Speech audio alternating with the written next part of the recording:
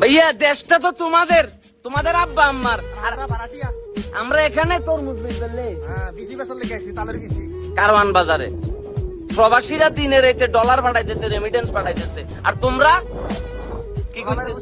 তোমরা বিদেশ থেকে পাচার করো। ছাগল কিনো 15 লক্ষ টাকা দেয়া, গরু কিনো 1 কোটি টাকা দেয়া, কিন্তু তোর বাতের, হ্যাঁ বাতের বদলি আলু খান, আর আলুর বদলি বালু খান। আর বালু না পাইলে লুঙ্গি উসা করে হুইটা দেন, আর কিছু করার নাই। কিছু করার নাই। আর আমরা লুটপাট করতেই থাকি। মেশিন বয়াইছে।